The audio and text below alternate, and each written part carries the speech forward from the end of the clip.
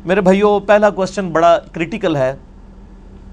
آج 28 ذوالحجہ 1439 ہجری ہے، اور پرسوں انشاءاللہ تعالی 11 ستمبر 2018 کو یکم محرم 1440 ہجری انشاءاللہ شروع ہو جائے گی۔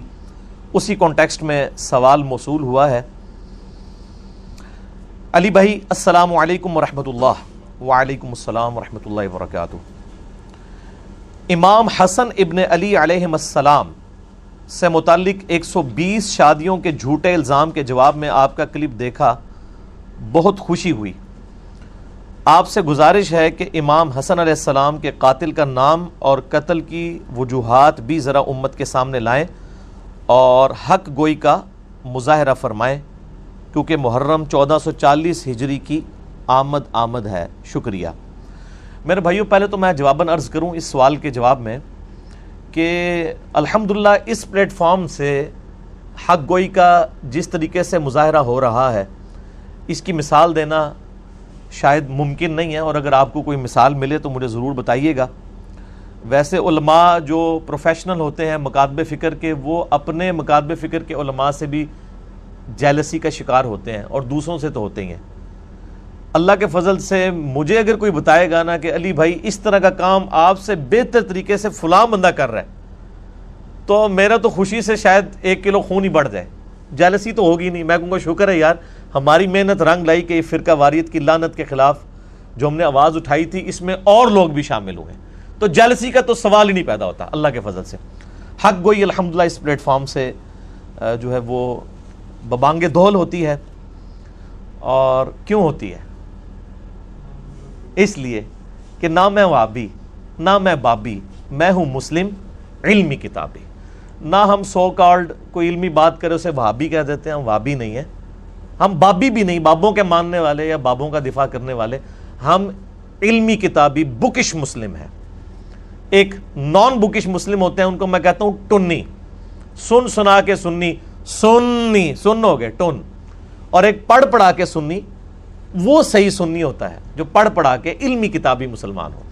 اور سنی ایز اے منہج میں استعمال کر رہا ہوں، ایز اے فرقہ نہیں۔ فرقہ واریت تو اسلام کے اندر حرام ہے۔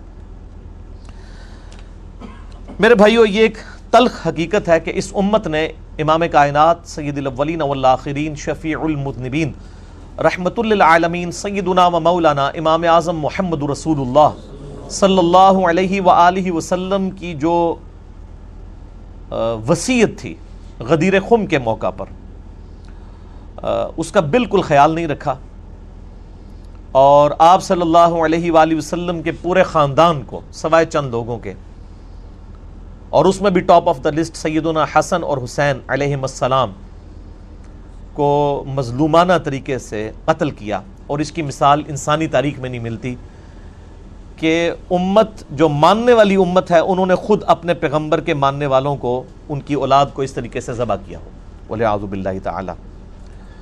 وہ جو ماہر القادری صاحب کا شعر بھی ہے، ان کے ہاتھوں سے لٹی باغ رسالت کی بہار، جو نمازوں میں پڑھتے رہے صدا صلی علی، یعنی نمازوں میں وہ پڑھتے تھے اللہم صلی علی محمد وعلی آل محمد، لیکن آل محمد کے ساتھ انہوں نے یہ ظلم کیا۔ میرے بھائیو، صحیح مسلم میں اوپر تلے 4 احادیث ہیں، 4 طرق انٹرنیشنل نمبر کے مطابق۔ مولا علی رضی اللہ تعالیٰ عنہ وعلیہ السلام کے فضائل والے چیپٹر میں صحیح مسلم میں 6225 سے لے کے 6228 تک کہ آپ صلی اللہ علیہ وآلہ وسلم نے حجۃ الوداع سے واپسی پر اپنی وفات سے 2 مہینے پہلے خم نامی گاؤں میں مکے اور مدینے کے درمیان پڑاؤ کر کے خطبہ دیا 17 ذوالحجہ کو 10 ہجری کے اندر، اور اگلی 11 ہجری میں ربیع الاول کے مہینے میں ہی آپ کی وفات ہوئی۔ تاریخ کنفرم نہیں، لیکن دن سوموار ہے، اور آپ کی گفتگو بڑی کنکلوڈنگ تھی، ہم نے وہ اپنے منہج کے اوپر بھی لکھ کے لگائی ہوئی ہے۔ اے لوگو آگاہ ہو جاؤ، میں بھی ایک انسان ہوں، قریب ہے کہ اللہ کا قاصد یعنی موت کا فرشتہ میرے پاس آئے اور میں اس کی دعوت قبول کر لوں۔ میں اپنے بعد تم میں 2 بھاری چیزیں چھوڑ کے جا رہا ہوں، ان میں سے پہلی چیز اللہ کی کتاب ہے، تم اللہ کی کتاب کو پکڑو، اپنا تعلق اس کتاب کے ساتھ مضبوط کرو۔ اللہ کی کتاب اللہ کی رسی ہے، جو اسے پکڑے گا وہ ہدایت پر ہوگا، جو اسے چھوڑ دے گا وہ گمراہ ہو جائے گا۔ اور زید ابن ارقم کہتے ہیں پھر نبی علیہ السلام ترغیب دلاتے رہے، اللہ کی کتاب، اللہ کی کتاب، اللہ کی کتاب، لیکن امت نے کتاب کو پس پش ڈال دیا۔ اور پھر فرمایا دوسری بھاری چیز میں چھوڑ کے جا رہا ہوں، وہ میرے اہل بیت ہیں۔ میں اپنے اہل بیت کے معاملے میں تمہیں اللہ کا خوف دلاتا ہوں، میں اپنے اہل بیت کے معاملے میں تمہیں اللہ کا خوف دلاتا ہوں، میں اپنے اہل بیت کے معاملے میں تمہیں اللہ کا خوف دلاتا ہوں۔ 3 دفعہ امت کو ڈرایا، لیکن امت نے اس معاملے میں بھی نبی علیہ السلام کی وصیت کا پاس نہیں رکھا۔ یعنی آپ کو تو اللہ تعالیٰ نے غیبی خبر دے دی تھی کہ آپ کی امت یہ کرے گی، آپ نے امت کو بتایا کہ اس سسٹم کا حصہ نہ بننا، جو کچھ آل امیہ میری اہل بیت کے ساتھ ظلم کریں گے تم نے اس سسٹم کا حصہ نہیں بننا۔ لیکن آپ دیکھ لیں امت نے پھر کس طریقے سے یعنی اہل بیت کے ساتھ ظلم کیا، اور جس کی یعنی ہیٹ آج تک ہم محسوس کر رہے ہیں، وہ تکلیف آج تک ہمیں کاٹنی پڑ رہی ہے، وَلِعَوْذُ بِاللَّهِ تعالی۔ اور اس امت نے اگر یہ کام نہ کیا ہوتا تو آج امت کی حالت مختلف ہوتی، اس آزمائش سے ہمیں نہ گزرنا پڑتا۔ اور ضمناً مجھے وہ حدیث یاد آ گئی صحیح بخاری میں انٹرنیشنل نمبر کے مطابق 3748 سیدنا حسن و حسین علیہ السلام والے فضائل والے چیپٹر میں، کہ سیدنا حسین ابن علی کا سر کاٹ کر ایک تشت میں رکھ کے عبید اللہ ابن زیاد کے سامنے پیش کیا گیا، گورنر کوفہ جو یزید ابن معاویہ کی طرف سے گورنر تھا۔ صحیح بخاری انٹرنیشنل نمبر کے مطابق 3748، اور اس حدیث میں حسین کے ساتھ علیہ السلام لکھا ہے، علیہ السلام امام بخاری نے۔ آپ sunna.com ویب سائٹ میں عربی والا پورشن دیکھ لیں، مکتبۃ الشاملہ دیکھ لیں، اور بیروت کی چھپی ہوئی عربی کتابیں دیکھ لیں، آپ کو ملے گا۔ ایون اسلام 360 میں بھی جو عربی والا پورشن ہے اس میں صحیح بخاری 3748 کے ساتھ حسین علیہ السلام آپ کو ملے گا، لیکن مولوی نے بےایمانی کرتے ہوئے اردو ترجمے میں رضی اللہ عنہ کر دیا، تاکہ سنی شیعہ جو ایک درار ڈلی ہے وہ اور بڑھ جائے۔ تو بخاری کے الفاظ ہیں حسین علیہ السلام کا سر مبارک کاٹ کے تشت میں رکھ کے عبید اللہ ابن زیاد کے سامنے پیش کیا گیا، تو وہ چھڑی مار کے ان کے یعنی سر مبارک کے ساتھ، جس میں الفاظ ہیں کہ داڑھی اور سر میں کالا خضاب لگا ہوا تھا وسمہ کا، اور ترمذی میں بھی اس کی ڈیٹیلز موجود ہیں۔ اس نے کلام کیا تو انس ابن مالک تڑپ اٹھے، اور انہوں نے کہا کہ حسین ابن علی نبی علیہ السلام کے سب سے زیادہ ہم شکل تھے، یعنی یہ حسین ابن علی جو ہیں وہ نبی علیہ السلام کے ہم شکل تھے۔ اسی طریقے سے صحیح بخاری میں ہی آتا ہے انٹرنیشنل نمبر کے مطابق 3753، اسی سے ہی 5 احادیث آگے، کہ عبداللہ بن عمر رضی اللہ تعالی عنہما وعلیہم السلام سے کسی نے حج کے دوران یہ مسئلہ پوچھا کہ اگر کوئی شخص احرام کی حالت میں مکھی یا مچھر کو مار دے تو اس کا وہ کیا دم دے گا یا کوئی کفارہ دے گا؟ تو آپ نے یہ پوچھا یہ کون پوچھ رہا ہے؟ تو انہوں نے کہا یہ عراقی پوچھ رہا ہے، اور ظاہر ہے وہ عراق کا گورنر ہی تھا یزید کا، عبید اللہ ابن زیاد۔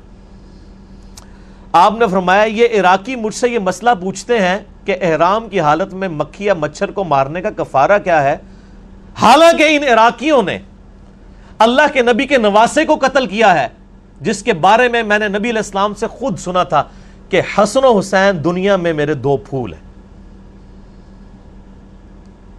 اللہ کی لعنت ہو ان لوگوں پر جنہوں نے حسین ابن علی یا حسن ابن علی کو مظلومانہ شہید کیا، اور اللہ کی رحمت ہو، کروڑیں رحمتیں ہوں ان محدثین پر جنہوں نے یہ سچائی امت تک پہنچائی اور سنی شیعہ ٹسل کا شکار نہیں ہوئے۔ میرے بھائیو، آج کے اس کوسچن کو کہ حسن ابن علی کا قاتل کون ہے، کیونکہ ابھی محرم کا مہینہ شروع ہونے والا ہے، آج 9 ستمبر ہے، 11 ستمبر کو یکم محرم 1440 ہجری ہوگی، تو حسین علیہ السلام کے اوپر زیادہ گفتگو ہو رہی ہوتی ہے، حالانکہ حسن ابن علی کو بھی شہید کیا گیا، ان کو زہر دے کے قتل کیا گیا۔ ان کا قاتل کون ہے اس کو میں احادیث کی روشنی میں بعد میں ڈسکس کروں گا۔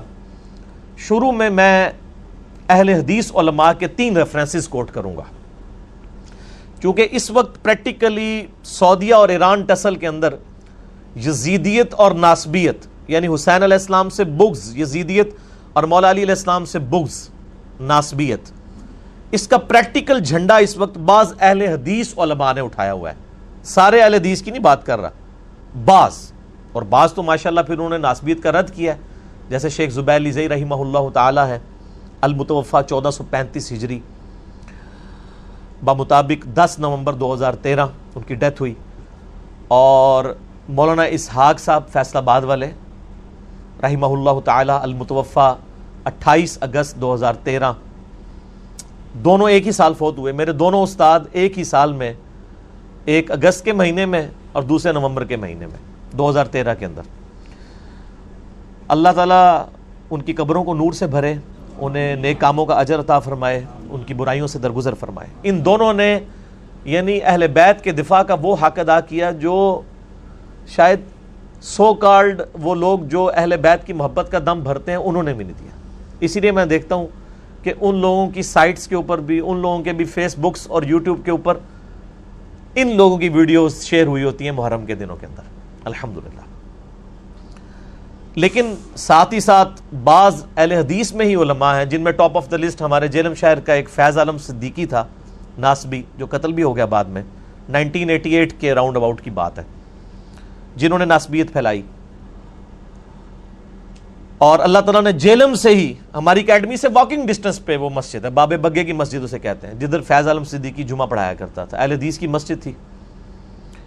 تو آپ دیکھ لیں اسی شہر سے، اس سے چند قدموں کے فاصلے سے ہی الحمدللہ کتاب و سنت کی آواز اٹھی ہے، اور دنیا کے ساتوں براعظموں تک اہل بیت کی محبت کی شمع جو ہے وہ روشن ہوئی ہے الحمدللہ۔ تو میں اس لیے اہل حدیث علماء کے 3 ریفرنسز سے آغاز کروں گا۔ 2 ریفرنسز جو ہیں وہ صحیح مسلم کی شرح میں جو اہل حدیث نے چھاپی ہوئی ہے، مکتبہ اسلامیہ نے بھی چھاپی ہے، باقی مکتبوں نے بھی، مکتبہ رحمانیہ نے بھی، علامہ وحید الزمان رحمہ اللہ تعالی کی، اور ایک شرح صحیح بخاری کی، وہ بھی اہل حدیث نے چھاپی ہوئی ہے، سید محمد داؤد راز رحمہ اللہ تعالی، جو انڈیا پاکستان جب نہیں بنا تھا اس سے پہلے پوری جمعیت اہل حدیث ہند کے وہ ہیڈ تھے۔ انہوں نے 8 جلدوں پہ صحیح بخاری کی شرح لکھی ہے، جو آپ کے پاس PDF اویلیبل بھی ہے عموماً نیٹ کے اوپر۔ ان کا میں ایک ریفرنس انشاءاللہ یہاں پہ کوٹ کروں گا، اور چونکہ ہماری HD ریکارڈنگ ہوتی ہے تو اسی ریکارڈنگ میں انشاءاللہ آپ کو سکرین کے اوپر HD وہ JPGs نظر بھی آ جائیں گے۔ جب بھی اس کو ہم اپلوڈ کریں گے اس سے پہلے اس کو انشاءاللہ پبلش کروا لیں گے فرحان بھائی انشاءاللہ تعالی۔ ان کو میں نے وہ سارے JPGs جتنی بھی آج ریفرنسز آنے ہیں نا وہ انشاءاللہ آپ کو سکرین میں نظر آئیں گے انشاءاللہ تعالی، لہذا ٹینشن لینے کی ضرورت اس حوالے سے نہیں ہے۔ پہلا ریفرنس ہے میرے بھائیو شرح صحیح مسلم اہل حدیث کی، علامہ وحید الزمان۔ صحیح مسلم میں حدیث ہے انٹرنیشنل نمبر کے مطابق 6409۔ میں نے اپنے لیپ ٹاپ کے اندر وہ پہلے ہی کر کے رکھی ہے تاکہ میں آپ کو ورڈ بائی ورڈ وہ کمنٹس پڑھ کے بتا سکوں۔ یہ حدیث بڑی مشہور ہے، ابو سفیان رضی اللہ تعالیٰ عنہ کے فضائل والے چیپٹر میں صحیح مسلم 6409 کہ ابو سفیان جب ایمان لے کر آئے تو مسلم شریف کے الفاظ ہیں، انہوں نے کہا اے نبی علیہ السلام، مسلمان مجھ سے تو نہ صحیح طریقے سے گفتگو کرتے ہیں اور نہ ہی میرے پاس بیٹھتے ہیں، تو میری کچھ خواہشات ہیں، اگر آپ وہ پوری کر دیں تو اس کی وجہ سے مسلمانوں کا دل میری طرف مائل ہوگا۔ ظاہر ہے پوری زندگی ابو سفیان نے نبی علیہ السلام کی مخالفت کی۔ ابو جہل تو صرف بدر میں آیا تھا نا، اس کے بعد ساری جنگیں ابو سفیان نے لڑی تھی، فتح مکہ کے موقع پہ وہ مسلمان ہو گیا، تو ظاہر ہے کوئی سوئچ تو آن نہیں ہونا تھا کہ ایک دن میں ہی لوگ اس سے محبت کرنا شروع کر دیتے۔ تو مسلم شریف کے الفاظ ہیں، انہوں نے کچھ یعنی ریکویسٹ کی، ان میں سے ایک ریکویسٹ یہ تھی کہ میرے بیٹے معاویہ کو اپنا منشی بنا لیجئے۔ یہ یعنی علامہ وحید الزمان صاحب کا ترجمہ میں پڑھ رہا ہوں، یہ منشی کوئی نٹوریس ورڈ نہیں ہے، اسسٹنٹ کہہ لیں، کلرک کہہ لیں انگلش میں، یعنی اپنا اسسٹنٹ رکھ لیں، چونکہ یہ کاتب بھی تھے تو ان کو کاتب کے طور پہ آپ رکھ لیں۔ تو اس حدیث کے اینڈ پہ جو راوی ہے نا زمیل، ان کے الفاظ ہیں، وہ کہتے ہیں کہ ابو سفیان اس دن جو کچھ نبی علیہ السلام سے مانگ رہا تھا نا، آپ اس کے جواب میں ایگری کرتے جا رہے تھے، کیونکہ آپ علیہ السلام کی عادت تھی کہ آپ انکار نہیں کیا کرتے تھے۔ تو اس طریقے سے سفارشی طور پر ابو سفیان نے اپنے بیٹے معاویہ ابن ابی سفیان رضی اللہ تعالیٰ عنہما کو جو ہے نبی علیہ السلام کے منشی کے طور پہ، اسسٹنٹ کے طور پہ، کاتب کے طور کے اوپر بھرتی کروایا۔ باقی وہ کاتب وحی اور باقی ڈیٹیلز وہ میرا کلپ آپ دیکھ لیں، حضرت معاویہ کے بارے میں لاکھوں لوگوں نے دیکھا ہے، کیا حضرت معاویہ کاتب وحی تھے رضی اللہ تعالیٰ عنہ؟ تو میں نے بتایا کہ ہاں کاتب وحی تھے، لیکن ساتھ کچھ اور حقائق بھی جڑے میں جو آج میں ڈسکس نہیں کروں گا. اچھا، اس حدیث کی شرح میں صحیح مسلم 6409 میں آپ ذرا ورڈ بائی ورڈ اہل حدیث عالم علامہ وحید الزمان کے کومنٹس اور اہل حدیث ہی چھاپ رہے ہیں، یہ ذرا سنیے. یہ آپ صلی اللہ علیہ وآلہ وسلم کا حسن خلق تھا، یعنی آپ علیہ السلام کا حسن اخلاق تھا اور مصلحت بھی تھی، کیونکہ ابو سفیان کافروں کا سردار تھا. اس کی تالیف قلب بھی ضروری تھی. ہر چند ابو سفیان کا اسلام پہلے پہل تو جان کے ڈر سے تھا، مگر بعد میں شاید وہ پختہ ہو گیا ہو، اور جب آدمی اسلام لایا تو اس کے قصور اور کفر کے وقت کے سب گناہ معاف ہو جاتے ہیں. آپ صلی اللہ علیہ وآلہ وسلم نے تو وحشی قاتل حمزہ کا بھی اسلام قبول کر لیا تھا، لیکن اس پر بھی ابو سفیان کا خاندان نبوی صلی اللہ علیہ وآلہ وسلم کا ہمیشہ دشمن رہا. ابو سفیان عمر بھر حضرت صلی اللہ علیہ وآلہ وسلم سے لڑتا رہا اور صدہا مسلمانوں کو اس نے شہید کیا. اور اس کے بیٹے معاویہ ابن ابی سفیان نے جناب امیر المومنین خلیفہ برحق علی مرتضی شیر خدا رضی اللہ تعالی عنہ کا مقابلہ کیا اور جنگ صفین میں ہزاروں مسلمانوں کا خون کیا. اور پھر اس کے بیٹے یزید نے تو ستم ہی ڈھایا، سیدنا حسن کو زہر دلوایا اور سیدنا حسین کو ایسے ظلم سے شہید کرایا جس کا حال لکھنے سے قلم کانپتا ہے. علامہ وحید الزمان صاحب لکھ رہے ہیں کہ حسن و حسین کے قاتل کون ہیں؟ آل امیہ. اور دیکھیں وہ کہندے پورا خاندان پڑ کے رکھ چھڑیا. انہوں نے کیا دادا جڑا ہے وہ نبی نال لڑدا رہا، پیو یزید دا جڑا ہے وہ علی نال لڑدا رہا، تے پتر نے حسن حسین نو شہید کروایا، جس کا حال لکھنے سے قلم کانپتا ہے. پھر یزید کے بعد سارے خلفائے بنو امیہ سوائے عمر بن عبدالعزیز کے خاندان نبوی کے دشمن ہی رہے اور ہمیشہ درپے ایذا ہی رہے، اور دنیائے ادنا کے واسطے اپنی آخرت کو تباہ کرتے رہے. لا حول ولا قوت الا باللہ، یہ انہوں نے لکھا ہے ساتھ. تو بس میرا خیال ہے اس پہ مجھے مزید کوئی کمنٹس دینے کی ضرورت نہیں ہے. دوسرا ریفرنس بھی علامہ وحید الزمان صاحب کا صحیح مسلم میں ایک حدیث ہے، انٹرنیشنل نمبر کے مطابق 5976 اور 5977، اور یہ بخاری میں بھی اس کا کچھ حصہ ہے کہ نبی الاسلام نے اپنی وفات سے 1 مہینہ پہلے خطبہ دیا اور فرمایا مجھے یہ ڈر نہیں کہ تم میرے بعد مشرک ہو جاؤ، البتہ مجھے ڈر ہے کہ دنیا کی محبت تم پر غالب آ جائے گی، دنیا کے خزانے تم پر اللہ کی طرف سے کھول دیے جائیں گے، اور پھر تم دنیا کی محبت میں ایک دوسرے کو قتل کرو گے جس طرح اگلی امتوں نے کیا، اور تم بھی تباہ و برباد ہو جاؤ گے جس طرح اگلی امتیں تباہ و برباد ہوئی. اب یہ بڑی سخت حدیث تھی.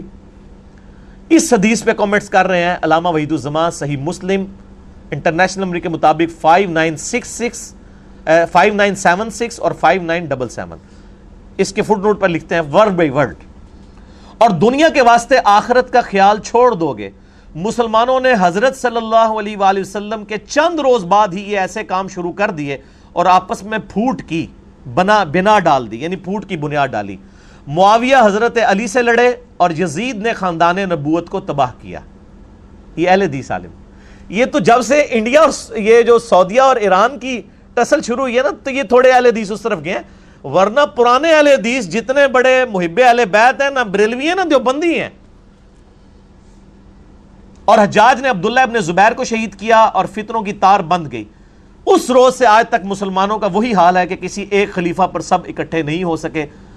آخر کافر موقع پا کر ان پر غالب ہوئے اور ان کی قوت کو خاک میں ملا دیا. وَلِعَوْذُ بِاللَّهِ تعالی.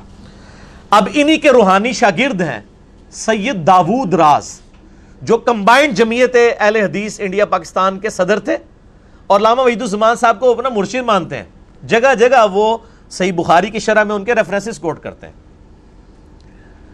انہوں نے صحیح بخاری کی شرح جو 8 جلدوں میں موجود ہے، اس میں بخاری کی شرح میں 4359 نمبر حدیث ہے بخاری کی.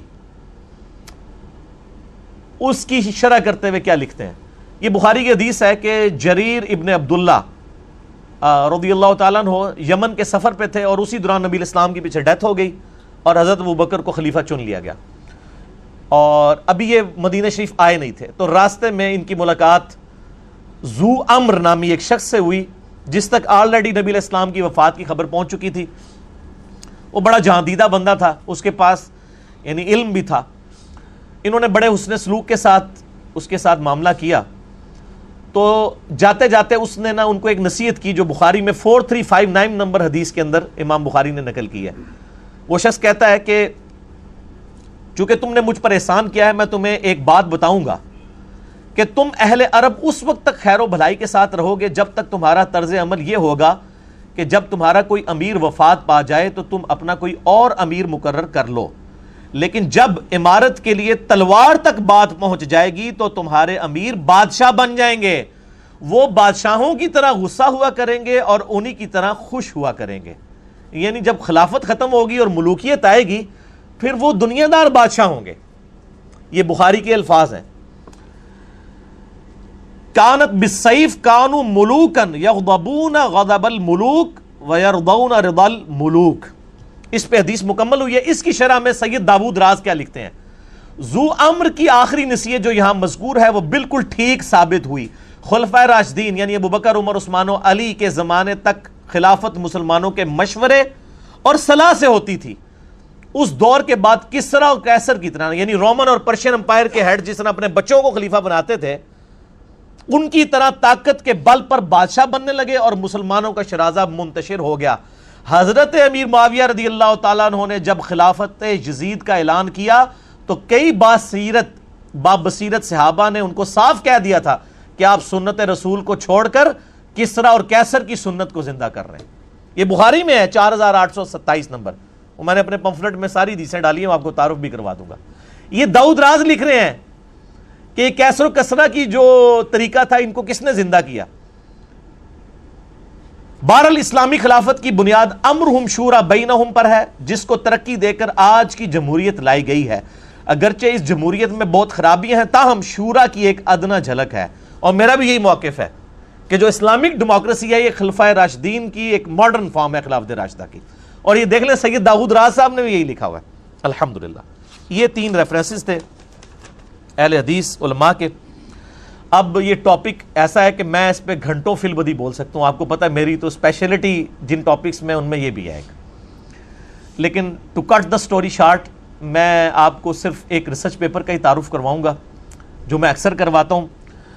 یہ میرا ریسرچ پیپر ہے میرے بھائیوں، ریسرچ پیپر نمبر 5B، واقعہ کربلا کا حقیقی پس منظر 72 صحیح الاسناد احادیث کی روشنی میں۔ 72 کیا میں نے نسبت لی ہے شہدائے کربلا کی نسبت سے، ورنہ اس میں احادیث 200 سے زیادہ ہیں۔ اکثر احادیث بخاری اور مسلم سے ہیں، عربی میں بھی ہے، اردو میں بھی ہے، ہندی میں بھی ہے، انگلش میں بھی ہے، فارسی کا کام بھی ہونے والا ہے، پشتو اور بنگالی میں بھی لوگوں نے کام شروع کر دیا ہے الحمدللہ۔ میں نے اس میں ٹروتھ ریویل کیا ہے، یہ جعلی پس منظر نہیں، خیالی پلاؤ نہیں ہے۔ اور یہ ایک عبداللہ ابن سبا تھا، پوری امت کی مت مار دی اس نے، ایک کریکٹر گھڑا جو کہ مولا علی کے دور میں آیا تھا، شہادت عثمان میں اس کا کوئی تعلق نہیں ہے، صرف آل امیہ کی بدماشیوں کو چھپانے کے لیے انہوں نے یہ ایک جھوٹ گھڑا۔ اس کو تو مولا علی نے خود قتل کروایا تھا عبداللہ ابن سبا کو، وہ بعد کی پیداوار ہے، اس کو کھاتے میں ڈال دیا۔ میں نے یہ سارا ٹروتھ احادیث سے ریویل کیا ہے، یہ کوئی بنو امیہ یا بنو عباس کی لکھوائی ہوئی تاریخ نہیں ہے، یہ وہ احادیث کی کتابیں جو سامنے رکھی ہوئی ہیں۔ کیوں؟ کیونکہ نام ہے وہابی، نام ہے بابی، میں ہوں مسلم علمی کتابی۔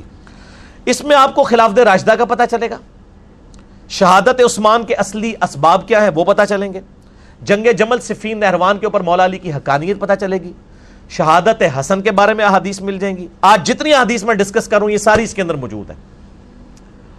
صلح حسن کی شرائط کیا تھی جن کو پورا نہیں کیا گیا، شہادت حسین علیہ السلام، یہ پوری ڈیٹیلز آپ کو انشاءاللہ 200 احادیث اس کے اندر مل جائیں گی۔ یہ آپ سافٹ کاپی ڈاؤن لوڈ کر سکتے ہیں، ہماری ویب سائٹ ahlsunnatpak.com پہ جائیں، بکس اینڈ ریسرچ پیپرز والے پورشن میں جائیں، 5B ریسرچ پیپر ہے، ساری زبانوں میں آپ ڈاؤن لوڈ کریں جو مینلی ہیں، عربی میں، اردو میں، ہندی میں اور انگلش میں، اور آپ اس کی ہارڈ کاپی بھی گھر میں مفت منگوا سکتے ہیں۔ اس کے لیے آپ فون کریں ہمارے عثمان بھائی کو، ان کے فون کی ٹائمنگ ہے صبح 9 سے لے کر 12:45 بجے تک روزانہ، اور شام کو عصر سے لے کر مغرب تک۔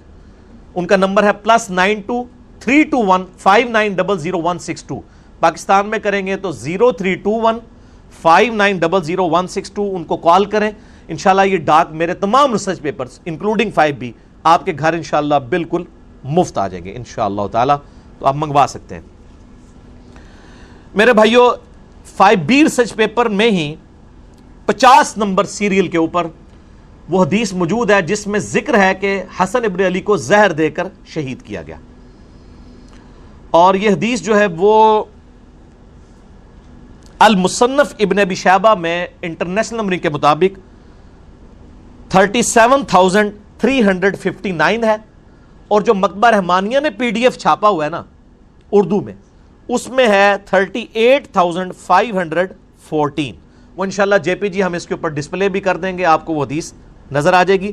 یہ حدیث المصنف ابن ابی شیبہ میں موجود ہے اور المستدرک للحاکم میں بھی ہے انٹرنیشنل نمبر کے مطابق 4816۔ اور ہمارے جہلم شہر کے بہت بڑے ایک محدث شیخ غلام مصطفیٰ ظہیر صاحب حافظہ اللہ تعالی من الجنت والناس، شیخ زبیر علی زئی صاحب کے شاگرد ہیں، انہوں نے اس حدیث کی سند کو صحیح ڈکلیئر کیا اور ان کا رسالہ ہے السنہ 26 نمبر میں انہوں نے یہ حدیث نقل کی، اور اس کے باقی بھی انہوں نے کئی ایک طریق تھے ان کے سارے ریفرنسز اس کے اندر کوٹ کیے، انشاءاللہ ہم JPG میں وہ بھی یہاں پر ایڈ کر دیں گے کہ حسن ابن علی کو زہر دے کر شہید کیا گیا۔ وہ حدیث آپ کو میں ورڈ بائی ورڈ المصنف ابن ابی شیبہ سے پڑھ کے سنا بھی دیتا ہوں تاکہ آپ کو یہ بات پتہ بھی چل جائے۔ حضرت عمیر ابن اسحاق تابعی روایت کرتے ہیں کہ میں اور ایک آدمی، ان کا کوئی دوست تھا، حضرت حسن ابن علی کی عیادت کے لیے حاضر ہوئے۔ حسن ابن علی اس وقت اس آدمی سے کہنے لگے کہ مجھ سے پوچھ لو اس سے پہلے کہ تم مجھ سے کچھ پوچھ نہ سکو، یعنی میری موت کا وقت قریب ہے، کوئی علمی بات ڈسکس کرنی ہے تو مجھ سے کر لو۔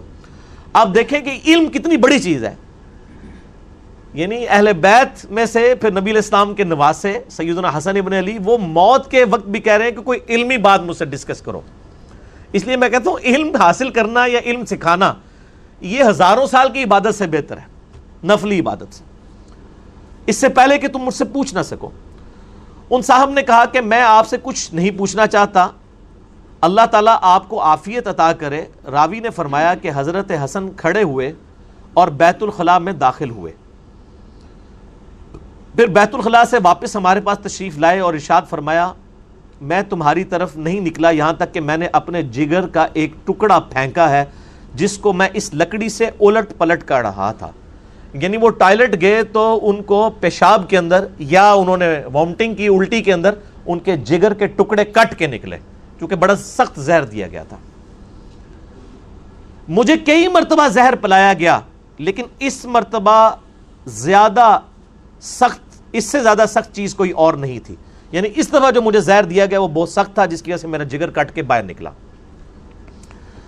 اللہ کی لعنت ہو ان لوگوں پر جنہوں نے حسن ابن علی کے ساتھ یہ ظلم کیا، حسین ابن علی کے ساتھ ظلم کیا، ان پہ اللہ کی لعنت، اللہ کے فرشتوں کی لعنت، تمام لعنت کرنے والوں کی لعنت، آمین۔ حضرت عمیر تابعی کہتے ہیں اگلے دن ہم صبح کے وقت دوبارہ عیادت کے لیے گئے تو وہ اس وقت جان کنی کی حالت میں تھے، یعنی وہ حالت نزع میں تھے۔ عمیر کہتے ہیں کہ حضرت حسین علیہ السلام ان کے پاس آئے، ان کے سر کے پاس بیٹھ گئے، یعنی حسن ابن علی نزع کے عالم میں لیٹے ہوئے ہیں اور ان کے چھوٹے بھائی حسین ابن علی وہ ان کے سرہانے آ کے پاس بیٹھ گئے اور فرمایا اے بھائی جان آپ کو زہر دینے والا کون ہے؟ تو حضرت حسن ابن علی نے فرمایا کیا تم اسے قتل کرنا چاہتے ہو؟ تو انہوں نے فرمایا جی ہاں۔ تو حضرت حسن نے فرمایا اگر وہ وہی ہے جس کے بارے میں میرا گمان ہے تو اللہ تعالیٰ اسے سخت سزا دینے والا ہے، اور اگر وہ بری ہے تو میں یہ پسند نہیں کرتا کہ ایک بری آدمی میری وجہ سے قتل کر دیا جائے۔ یعنی انہوں نے کہا مجھے اسیسمنٹ تو ہے کہ مجھے قتل کرنے کے لیے زہر کس نے دیا ہے، لیکن چونکہ حضرت حسن کو علم غیب تو کوئی نہیں تھا نا، یہ تو آپ کے بزرگ بابوں کے بارے میں دعوے ہیں نا، تو انہوں نے کہا اگر تو میری یہ اسیسمنٹ درست ہے تو تمہیں بدلہ لینے کی ضرورت نہیں، اللہ تعالیٰ انتقام لینے والا ہے، اور اگر میری اسیسمنٹ غلط نکلی اور تم نے بدلہ لیا تو ایک مظلوم آدمی کو تم قتل کر دو گے۔ آپ دیکھ لیں موت کے نزع کے عالم میں بھی انصاف کا دامن اہل بیت اپنے ہاتھوں سے نہیں جانے دیتے تھے۔ تو یہ حدیث مصنف ابن ابی شیبہ میں بھی ہے، اردو میں بھی ترجمہ آ چکا ہے، PDF انشاءاللہ ہم اٹیچ کر دیں گے۔ المصنف ابن ابی شیبہ کے علاوہ یہ المستدرک للحاکم میں موجود ہے جس کا میں نے حوالہ الحمدللہ دے دیا۔ اب رہا میرے بھائیوں کہ حسن ابن علی کو یہ زہر دیا کس نے تھا؟ اس حوالے سے اہل سنت کی جو مین سٹریم کی تاریخ کی کتابیں ہیں، صحابہ کرام کے احوال کے اوپر کتاب لکھی گئی ہے الاستیاب، امام ابن عبد البر، المتوفی 463 ہجری، بڑی مشہور کتاب ہے۔ شام کے اندر وہ بہت بڑے یعنی اہل سنت کے امام گزرے ہیں، محدث ہیں۔ انہوں نے اس طرح کی روایتیں نقل کی ہیں کہ حضرت معاویہ رضی اللہ تعالیٰ عنہ نے حسن ابن علی کو زہر دیا تھا، لیکن سند کے اعتبار سے یہ روایتیں کمزور ہیں۔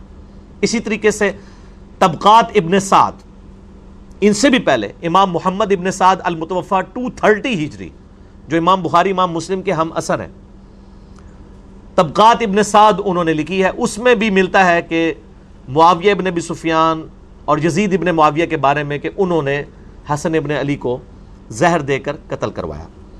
اس کے علاوہ امام بلازری کی کتاب المتوفی 290 ہجری، انصاب الاشراف، جس سے یہ محرم کے دنوں میں جعلی روایت پیش کر رہے ہوتے ہیں کہ حسین علیہ السلام نے کہا میری 3 شرطیں ہیں، یا تو مجھے یزید کے پاس جانے دو، میں اس کے ہاتھ پہ بیعت کر لیتا ہوں، یا مجھے واپس جانے دو، یا کسی مسلمان سرحد پہ جانے دو۔ کوڑ مارو ہو جڑا کوئی ہضم بھی ہوئے کسی نو، وہ کتاب ہی جعلی ہے، وہ اپنے مصنف سے ثابت ہی نہیں ہے۔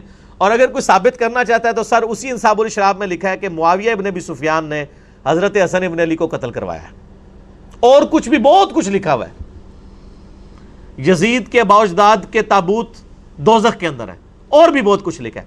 میری شیخ زبیر صاحب کے ساتھ جب 1 to 1 اس کے اوپر ڈسکشن ہوئی، ان کا کہ یہ اگر بلازری کی کتاب کو صحیح مانیں گے تو یہ حضرت معاویہ کا پھر ایمان ثابت کرنا ان کے لیے ممکن نہیں رہے گا، تو اس لیے اس کتاب سے ہی جان چھڑائیں۔ تو نہ ہم 3 شرطوں والی بات بھی جعلی، یہ بھی جعلی۔ اس طریقے سے تاریخ دمشق ہے، امام ابن عساکر، علی ابن حسین ابن عساکر، المتوفی 571 ہجری، تاریخ دمشق ان کی مشہور ہے۔ اس میں بھی ملتا ہے کہ حضرت معاویہ نے زہر دیا، لیکن یہ سب کی سب روایتیں کمزور ہیں، تاریخی ہم ان کو پیش نہیں کرتے۔ البتہ سنن ابی داؤد میں ایک صحیح سند کے ساتھ حدیث ہے، یہ ابو داؤد پڑھی نہیں ہوئی، پڑھی بھی ہوئی ہے۔ انٹرنیشنل کے مطابق 4131، وہ حدیث میں ورڈ بائی ورڈ کور کروں گا آج، جس سے آپ کو پتا چلے گا کہ قتل حسن کا بینیفیشری کون ہے۔ جس طرح آج کل لوگ کہتے ہیں نا وہ بے نظیر کے قتل کا بینیفیشری کون ہے، ٹھیک ہے، نام لینے کی ضرورت نہیں ہے۔ اس طرح حسن ابن علی کے قتل کا بینیفیشری کون تھا وہ ابو داؤد نے بتا دیا۔ اور دوسرا ٹروتھ ریویل ہوگا کہ مولا علی علیہ السلام کو ممبروں پر آل امیہ کے دور میں جو لعنت کروائی جاتی تھی، سب و شتم ہوتا تھا، وہ کہتے ہیں سب کا مطلب تنقید ہے، تنقید نہیں ہے۔ صحیح مسلم انٹرنیشنل کے مطابق 6229 نمبر حدیث ہے، لعن اللہ ابا تراب، ابو تراب پر اللہ کی لعنت، نعوذ باللہ من ذالک، لعنت کرواتے تھے وہ۔ یہ لعنت کیوں کرواتے تھے؟ یہ بھی ایک کوسچن ہے نا، کس سے ان کو کیا ملتا تھا؟ یہ ٹروتھ بھی آپ کو اس حدیث میں ریویل ہوگا کہ بیسیکلی وہ چاہتے تھے کہ خلافت راشدہ کا ایک بھیانک چہرہ لوگوں کے سامنے آئے، لوگ خلافت کی تلاش میں نہ رہے، ملوکیت کو قائم رکھیں، لہٰذا مولا علی پر لعنت کرواؤ۔ جب مولا علی سے لوگ متنفر ہوں گے، خود بخود ہی کہیں گے کہ یہ ملوکیت کا سسٹم، آل امیہ کا سسٹم بہتر ہے۔ یہ بھی آپ کو اس حدیث میں پتہ چلے گا، اور آپ کو پتہ چلے گا کہ آل امیہ بینیفیشری ہے حسن ابن علی کے قتل کی۔ اب قاتل کون ہے؟ وہ آج کے زمانے میں بھی میرے بھائی جب CCTV کیمرہ ہیں، سب کچھ ہیں، یہ اس طریقے سے کوئی اس کی خفیہ ویڈیو تو مطلب نہیں بنا سکتا تھا اس زمانے میں۔ تو آج کے زمانے میں بھی قاتل تک پہنچنا بہت مشکل ہوتا ہے، تو اس زمانے میں تو بہت مشکل تھا۔ اسی طریقے سے عثمان غنی رضی اللہ تعالیٰ عنہ کے بھی اسپیسیفک تو کوئی نہیں کر سکتا کہ قاتلین کون تھے، ایک اسیسمنٹ ہی ہے۔ یہاں پر بھی یہی معاملہ ہے۔ یہ حدیث ہے ابو داؤد میں 4131 انٹرنیشنل کے مطابق، اور یہ کم از کم 3 اہل سنت کی مین سٹریم کی کتابوں میں ہے۔ سنن ابی داؤد میں ہے 4131۔ اس حدیث کو شیخ البانی بھی صحیح کہتے ہیں، شیخ زبیر علی زئی صاحب رحمہ اللہ تعالی، جن کا کرائٹیریا صحت کا بڑا سخت تھا، وہ بھی اسے صحیح کہتے ہیں۔ اس حدیث پہ بعض ناسبیوں نے جو اعتراض کیا منکرین حدیث نے، میں انشاءاللہ وہ اینڈ پہ ڈسکس کروں گا، کیونکہ وہ عام بندوں کا ٹاپک نہیں ہے، اس لیے میں اس موضوع کی روانگی کو توڑنا نہیں چاہتا۔ ابو داؤد میں 4131، مسند احمد میں ہے 17228 عربی والے میں، مکتبۃ شاملہ میں، اور جو اردو PDF ہے مکتبہ رحمانیہ کا، اس میں ہے 17321۔ یہ سارے JPGs انشاءاللہ ہم ساتھ اٹیچ کر دیں گے۔ اور تیسری کتاب ہے المعجم الکبیر طبرانی، اس میں امام حسن علیہ السلام کے چیپٹر میں انٹرنیشنل نمبر کے مطابق 2628 ہے, اور مقدام بن مادی کرب والے چیپٹر میں 636 نمبر ہے. 2 دفعہ امام طبرانی اس حدیث کو لے کے ہیں, المتوفا 360 ہجری. تو یہ حدیث الحمدللہ سونے کی مہر درست ہے, اور یہ اتنی کرٹیکل حدیث تھی کہ یہ میرے جو 5B ریسرچ پیپر میں صرف یہ واحد حدیث ہے جو میں نے 2 نمبرنگ پہ ریپیٹ کی ہے, سیریل نمبر 31 پہ بھی اور سیریل نمبر 51 کے اوپر بھی, اور ایک ایک نمبرنگ پہ کئی حدیثیں ہیں. اس میں مثلا جو 33 نمبر ہے غدیر خم کے میں نے 8 طرق جمع کیے ہیں. ویسے تو غدیر خم پہ لاکھوں لوگ میرا کلپ دیکھ چکے ہیں یوٹیوب پہ, جو میں نے کور کیے ہیں وہ آپ دیکھ سکتے ہیں. تو ایک ایک نمبر پہ کئی احادیث ہیں, اس لیے 200 سے زیادہ روایتیں ہیں. تو اس ریسرچ پیپر میں یہ روایت 4131 موجود ہے انٹرنیشنل نمبر کے مطابق. وہ میں آپ کو اہل حدیث کا جو ترجمہ ہے نا جی, ورڈ بائی ورڈ پڑھ کے سناتا ہوں. دارالاسلام پبلیکیشن دنیا میں سب سے بڑا اہل حدیث کا, اہل سنت کا یعنی کتابیں چھاپنے والا جو ہے وہ ادارہ ہے. یہ دارالاسلام کی ہی عربی پبلیکیشن سامنے رکھی ہوئی ہیں, یہ پڑھی ہوئی نہیں پڑھی ہوئی بھی ہیں, یہ علمی کتابی باتیں ہو رہی ہیں نا. تو اسی میں جو ابو داؤد رکھی ہے نا, اس میں ورڈ بائی ورڈ میں آپ کو دارالاسلام نے جو اردو ترجمے کے ساتھ شیخ زبیر صاحب کی تحکیم کے ساتھ چھاپی ہے 4131 سنن ابی داؤد, ورڈ بائی ورڈ اس حدیث کو سنیں. خالد بن معدان تابعی کہتے ہیں کہ مقدام بن مادی کرب صحابی ہیں, بڑے مشہور صحابی ہیں یہ, انہی سے وہ ابو داؤد میں حدیث ہے کہ مجھے اللہ نے قرآن اور اس کی مثل یعنی سنت عطا فرمائی. مقدام بن مادی کرب عمر بن اسود اور قبیلہ بنو اسد کا ایک آدمی جو اہل قنسرین میں سے تھا, حضرت معاویہ ابن ابی سفیان رضی اللہ تعالیٰ عنہ کے پاس آئے جب وہ شام کے اندر یعنی بادشاہ تھے. معاویہ نے مقدام سے کہا کیا تمہیں معلوم ہے کہ حسن ابن علی وفات پا گئے ہیں؟ تو مقدام رضی اللہ تعالیٰ عنہ نے فوراً پڑھا انا للہ و انا الیہ راجعون. کسی مسلمان کی موت پہ کیا پڑھنا چاہیے؟ اب یہ پڑھنا ایک صحابی کا کیا یہ جرم تھا؟ جب انہوں نے یہ پڑھا تو ابو داؤد نے کیا لکھا, فقال لہ فلان, تو ایک آدمی نے, ایک مرد نے, فلاں شخص نے اس کے جواب میں کہا. اب یہ فلاں کون ہے؟ وہ حضرت معاویہ خود تھے, کیونکہ مسند احمد میں موجود ہے معاویہ نے مقدام سے کہا. ابو داؤد کی عادت ہے کہ وہ جب کسی صحابی کا غلط کام آ رہا ہو نا تو اس کو فلاں کر جاتے ہیں. ابو داؤد کے اندر کئی مثالیں میں نے اس پمفلٹ میں لکھی ہیں. جب فلاں شخص فلاں کو ملنے کوفے آیا تو علی پر لعنت کروائی. وہ سنن نسائی الکبریٰ کے اندر ہے کہ جب معاویہ ابن ابی سفیان مغیرہ ابن شعبہ کو ملنے کے لیے کوفہ آئے تو حضرت علی پہ لعنت کروائی. تو ابو داؤد نے فلاں فلاں کر دیا. میرا یوٹیوب پہ کلپ لاکھوں لوگ دیکھ چکے ہیں, سنی اور شیعہ کی کتابوں میں حق چھپانے کی مثالیں. یہی کام نہج البلاغہ میں جب مولا علی کا خطبہ حضرت عمر کے بارے میں آیا تو شیعہ نے بھی وہاں پہ وہ فلاں شخص پہ اللہ کی رحمت ہو, اس نے دین کے لیے یہ خدمات کی. یہ کام شیعہ نے بھی پایا تو کام سنیہ نے بھی پایا. ٹھیک ہے نا جی. تو جدو کوئی کام پائے تو اس کام سے رسی کاٹ سکنے ہیں اللہ دے فضل. یہ میں کوئی تکبر کے طور پہ نہیں, میں جسٹ جوک کے طور پہ بول رہا ہوتا ہوں, کیونکہ نہ میں وہابی نہ میں بابی, میں ہوں مسلم علمی کتابی. تو حضرت معاویہ نے کہا, مسند احمد میں بھی اور المعجم الکبیر طبرانی میں بھی موجود ہے جو میں نے نمبر بتایا, کہ حضرت معاویہ نے یہ کہا کہ مقدام کیا تم حسن کے مرنے کو مصیبت سمجھتے ہو؟ انا للہ و انا الیہ راجعون. میں نے کہا تھا نا آپ کو پتا چلے گا قاتل کون ہے یہ تو ہم نہیں کہتے, لیکن بینیفیشری کون ہے, خوشی کسے ہوئی حسن کے مرنے پر؟ آل امیہ کو. انہوں نے کہا, اب مقدام بن مادی کرب کو بڑا غصہ آیا. انہوں نے کہا میں حسن کی وفات کو مصیبت کیوں نہ سمجھوں جبکہ رسول اللہ صلی اللہ علیہ وآلہ وسلم نے ان کو اپنی گود میں بٹھایا ہوا تھا اور فرما رہے تھے حسن مجھ سے ہے اور حسین علی سے ہے. یعنی مقدام بن مادی کرب کہتے ہیں میں نے نبی الاسلام کو خود دیکھا ہے کہ اپنے زانوں پہ ایک طرف حسن ابن علی کو بٹھایا ہے, دوسری طرف حسین ابن علی کو, اور کہہ رہے ہیں حسن مجھ سے ہے حسین علی سے ہے. اور یار جس نے نبی کو اتنی محبت کرتے ہوئے دیکھا ہو تو سر پھر اس شخص کی وفات کے اوپر اس کو پھر غم تو ہوگا نا. تو وہ حضرت معاویہ کو جواب دے رہے ہیں کہ میں کیوں نہ مصیبت سمجھوں جب نبی علیہ السلام اتنی محبت ان سے کرتے تھے. اور بخاری کے تو الفاظ میں نے بتایا نا ابن عمر کے, صحیح بخاری 3753, حسن و حسین دنیا میں میرے 2 پھول ہیں.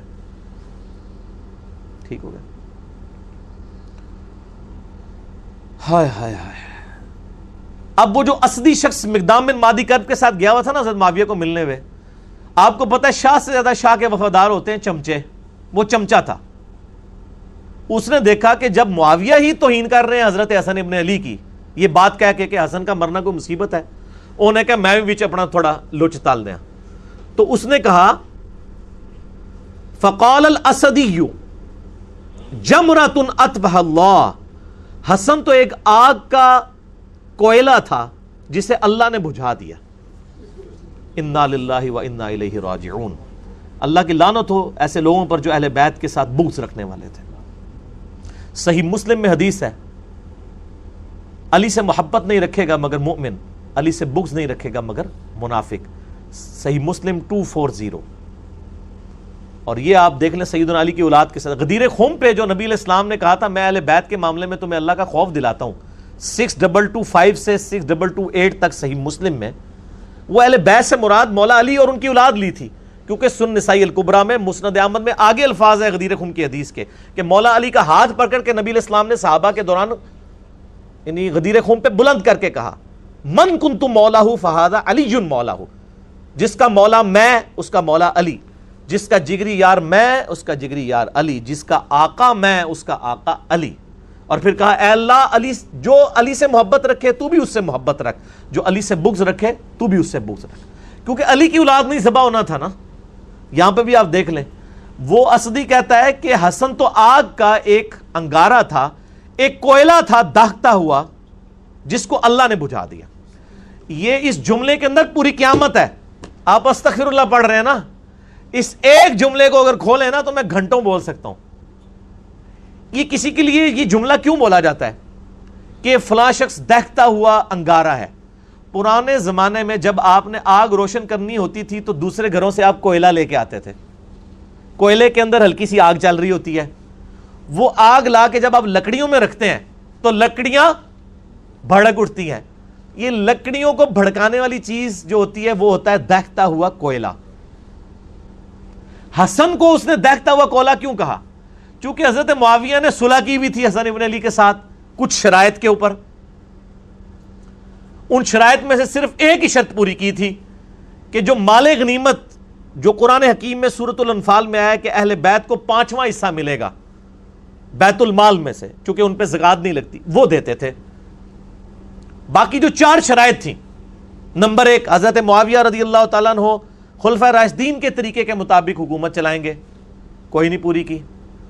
نمبر 2 حضرت علی کے ساتھیوں نے جو ہتھیار ڈال دیے ہیں صلح حسن کے بعد, وہ ان کے ساتھ ظلم و ستم نہیں ہوگا.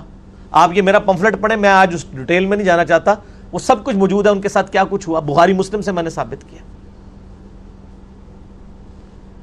نمبر 3 ممبروں کے اوپر جو سب و شتم کا سلسلہ جاری ہے حسن ابن علی کے والد علی ابن ابی طالب پہ, وہ ختم کروایا جائے. وہ چلتا رہا, صحیح مسلم میں ہے 6229 نمبر حدیث, مولا علی پہ لعنت کے الفاظ کے ساتھ لعنت کی جاتی تھی آل مروان کی طرف سے. اسی طریقے سے حضرت معاویہ اپنے بعد امت کو شورا پہ چھوڑیں گے, اپنے بیٹے کو نامزد نہیں کریں گے. لیکن وہ بھی آپ بخاری اٹھا کے 4827 نمبر حدیث 4827 دیکھ لیں, صحابہ نے مخالفت کی, انہوں نے زبردستی کیا. ٹھیک ہے, تو کوئی ایک شرط بھی نہیں مانی سوائے ایک مال غنیمت والا معاملہ. تو یہ سارے شرائط تھیں. اب یہ شرائط جب کوئی بندہ پورا نہ کر رہا ہو تو جس سے صلح ہوئی ہو اس سے ڈر تو لگا رہتا ہے نا کہ کہیں یہ بھی اپنا صبر کا پیمانہ اس کا لبریز ہو اور یہ دوبارہ سے خلافت کے لیے کوئی تحریک اٹھا دے. جو جب تحریک اٹھائے گا تو تحریک اٹھانے والا جو شخص ہے وہ ایک دہتا ہوا کوئلہ ہوگا جس سے آگ بھڑک سکتی ہے, خلافت راشدہ دوبارہ سے چڑھ سکتی ہے. اب آپ کو اس جملے کی گہرائی پتہ چلی. حسن ایک دہتا ہوا کوئلہ تھا جسے اللہ نے بجھا دیا. انہوں نے کہا شکر ہے ختم ہوا ہے, انہوں سے اپنی مرضی نہ لے کام ٹور کے رکھیں گے. سمجھ آئیے آپ کو؟ اب یہ جب گفتگو ہو رہی ہو کسی صحابی کے سامنے, یہ کسی وہابی کے آگے نہیں ہو رہی تھی, یہ صحابی کے آگے بات ہو رہی تھی, نہ کسی بابی کے آگے ہو رہی تھی. بابی بابوں کا دفاع کرتے ہیں، وہابی اپنے وہ بادشاہوں کا دفاع کرتے ہیں۔ یہ صحابی تھا مقدام بن مادی کرب، اس نے کہا کہ پہلے معاویہ نے یہ بات کی رضی اللہ تعالیٰ عنہ کہ حسن کا مرنا کوئی مصیبت ہے، اب اس کے چمچے نے آگے سے یہ بات کر دی ہے کہ حسن تو ایک آگ کا انگارہ تھا، اسے بجھا دیا اللہ نے۔ ہائے ہائے ہائے ہائے۔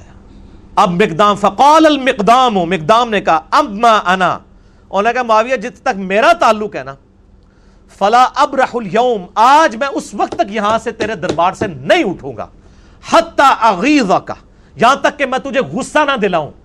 یعنی تو نے مجھے تکلیف دی ہے نا حضرت حسن ابن علی کے بارے میں کامنٹس کر کے نیگیٹو، میں تجھے ایسی باتیں کروں گا کہ تجھے غصہ دلاؤں۔ وَأُسْمِعَكَ مَا تَكْرَهُ، اور میں تجھے ایسی باتیں سناؤں گا تجھے بری لگیں گی۔ جب کسی کی حقیقت اسے کھول کے بیان کی جائے نا تو بڑے سے بڑے صبر کرنے والے شخص کو بھی بری لگتی ہے۔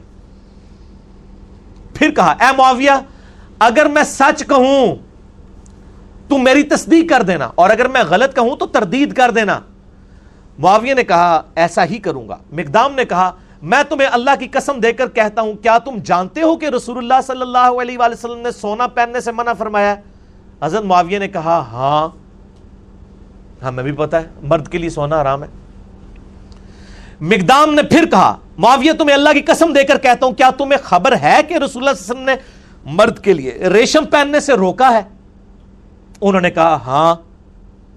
حضرت مقدام نے کہا میں تمہیں اللہ کی قسم دے کر تیسری بات پوچھتا ہوں، کیا تم جانتے ہو کہ رسول اللہ صلی اللہ علیہ وآلہ وسلم نے درندوں کی کھالیں پہننے اور درندوں پر سواری کرنے، یعنی شیر کی کھال پہننا یہ تکبر کی علامت ہے، اس سے منع فرمایا؟ حضرت معاویہ نے کہا ہاں۔ مقدام نے کہا اللہ کی قسم میں نے یہ سب کچھ تمہارے گھر میں ہوتے ہوئے دیکھا ہے اے معاویہ، یعنی تم مانتے بھی ہو کہ سونا مرد کے لیے حرام ہے، ریشم مرد کے لیے حرام ہے، درندوں کی کھالیں پہننا حرام ہے، یہ تینوں حرام کام جو تم خود جانتے ہو تمہارے گھر میں ہوتے ہیں۔ اب میں نہیں کہتا کہ حضرت معاویہ نے سونے کے کڑے یا وہ کوئی لاکٹ پہنا ہوا تھا، میرا اس نے ظن ہے کہ ان کے بال بچے ہی کرتے ہوں گے، گھر میں ظاہر ہے کہ میرے آپ کے بچے تو نہیں تھے نا، ان کے ہی ہوں گے، ہم اس نے ظن رکھتے ہیں کہ وہ خود نہیں کرتے تھے۔ اب یہ بات کرنے کے بعد تو آپ تو کہتے ہیں جی امام حنیفہ کا قول دکھاتے ہیں، آگے حدیث دکھاتے ہیں، لوگ کو رجوع ہی نہیں کرتے، کہتے ہیں حدیث کو ہم نے چھوڑنا ہے۔ اب یہاں پہ نبی علیہ السلام کی حدیث ان کو پتہ ہے، حضرت معاویہ سے کہا جا رہا ہے کہ آپ توبہ کریں۔ اب کیا ہوا؟ مقدام نے کہا اللہ کی قسم یہ سب کچھ آپ کے گھر میں ہوتا ہے اے معاویہ۔ اس پر معاویہ نے کہا اے مقدام مجھے معلوم تھا کہ میں تجھ سے ہرگز بچ نہیں سکوں گا، یعنی میری کمزوریاں تجھے پتہ ہیں۔ حالانکہ ہونا چاہیے تھا معاویہ اے مقدام میں تمہیں گواہ کر کے کہتا ہوں آج تک جو کچھ مجھ سے ہوا میں اللہ سے توبہ کرتا ہوں، اللہ تعالیٰ یہ گناہ معاف کرے، آئندہ میں اپنی اصلاح کروں گا۔ کیونکہ آپ تو ہمیں یہی بتاتے ہیں نا کہ جب صحیح حدیث مل جائے تو وہی آپ کا مذہب ہونا چاہیے۔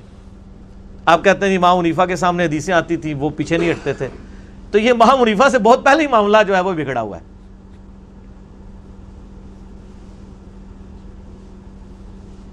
مجھے پتا تھا میں گلے نہیں تیرے کو جیت سکتا، اے منو بھی کہہ رہے ہوندے نے او علی دی زبان بڑی لمبی ہے، او زبان نہیں لمبی، سچ ہوتا ہی اتنا طاقتور ہے کہ اس سے آپ جیت ہی نہیں سکتے۔ یہ تواڈے بزرگ بابے بھی یہی کہندے سن کہ میں گلے تواڈے کو نہیں جیت سکتا، انشاءاللہ تسی بھی نہیں جیت سکو گے کیونکہ بات ہی سچی ہے۔ آپ دیکھ لینا اے مقدام مجھے معلوم تھا کہ میں تجھ سے ہرگز نہیں بچ سکوں گا۔ خالد بن معدان نے بیان کیا کہ پھر حضرت معاویہ رضی اللہ تعالیٰ نے مقدام کے لیے اس قدر انعام کا حکم دیا، انہوں نے کہا جی بیت المال میں سے لا کے ذرا مال دو۔ بادشاہ آپ کو پتا ہے نا وہ جب کسی کو خوش کرنا چاہتے تھے تو مال دیتے تھے، تو مقدام بن مادی کرب کو انہوں نے کہا اس کو انعام دو اور ان کے دوسرے ساتھیوں کو بھی دو۔ چنانچہ حضرت مقدام کو جب مال دیا گیا تو انہوں نے اپنے ساتھیوں میں وہیں تقسیم کر دیا۔ حضرت معاویہ نے گفٹ دیا، انہوں نے تحفہ سنت کے مطابق قبول کر لیا، لیکن وہ آج کل مولویوں والی سنت نہیں سی کہ لے کے بوجھ پا لیندے۔ نبی علیہ السلام کو بھی جو گفٹ آتے تھے آپ قبول کرتے تھے، صحابہ میں ہی بانٹ دیتے تھے۔ تو مقدام بن مادی کرب کو جتنی رقم حضرت معاویہ نے اس وقت دی بیت المال میں سے، انہوں نے لے کے ادھر ہی غریبوں میں تقسیم کر دی۔ سچا بندہ جو ہے اس کو کسی کی پرواہ نہیں ہوتی ہے، وہ بینیفیشری نہیں ہوتا کسی کا، اس کی روٹی روزی دین کے ساتھ نہیں جڑی ہوتی۔ چنانچہ مقدام نے اپنے ساتھیوں میں سے تقسیم کر دیا، مگر اس اسدی نے جو کچھ وصول کیا وہ کسی کو کچھ نہ دیا. اور جنہیں کیا سی نا حسن آگ کا انگارہ ہے، اس کا کریکٹر بھی نقل کر دیا امام داؤد نے. اس نے کسی کو کوئی چیز نہیں دی. ٹھیک ہو گیا، وہ ظاہر ہو گیا ہی مال لینڈ سی. بعد میں جب حضرت معاویہ کو یہ خبر پہنچی کہ مقدام نے سب کچھ اللہ کی راہ میں خیرات کر دیا، تو حضرت معاویہ نے کہا مقدام کھولے ہاتھ کے سخی آدمی ہیں اور اسدی اپنے مال کی خوب حفاظت کرنے والا ہے. یعنی حضرت معاویہ کو جب بتایا گیا نا کہ انہوں نے باہر نکلتے ہی آپ کے لوگوں میں ہی مال تقسیم کر دیا ہے، تو حضرت معاویہ نے بھی تعریف کی حضرت مقدام بن مادی کرب کی. ان کو گستاخ صحابہ اور رافضی نہیں کہا مقدام کو. ان کا یار گل تو صحیح کی تھی انہیں. تسی بھی مان جاؤ میں گلا صحیح کرنا بھائی، ناراض نہ ہویا کرو. اچھا اس کی شرح جو ہے دارالاسلام نے لکھی ہے بھائی، میں نے نہیں لکھی. اور دارالاسلام میں بھی شیخ زبیر صاحب نے نہیں لکھی ہے. شیخ زبیر صاحب نے صرف حدیثوں پہ صحت کا حکم لگایا، جو شرح ہے وہ دوسرے علماء نے لکھی ہے. اور صلاح الدین یوسف صاحب نے بھی اس کے اوپر یعنی کہ تقریض لگائی ہوئی ہے.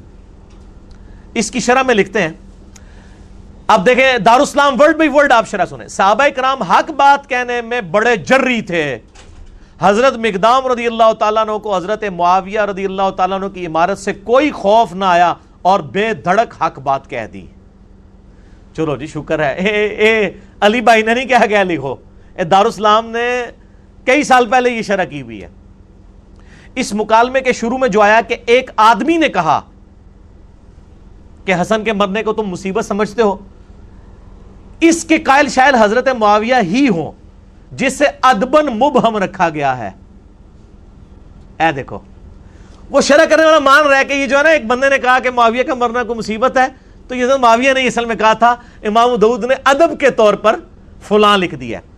آگے بریکٹ میں لکھا ہے اون المعبود. اون المعبود اہل حدیث عالم کی وہ شرح ہے ابو داؤد کی جو پوری دنیا میں مدرسوں میں پڑھائی جاتی ہے، عربی میں لکھی ہوئی.